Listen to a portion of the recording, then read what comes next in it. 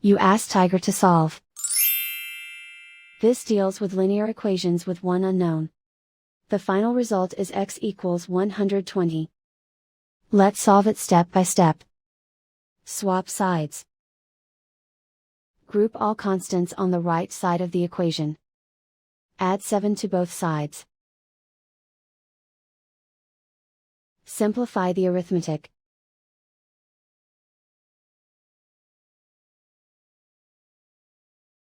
Isolate the x.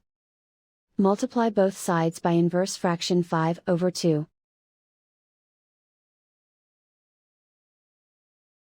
Group like terms. Multiply the coefficients. Simplify the fraction. Multiply the fractions.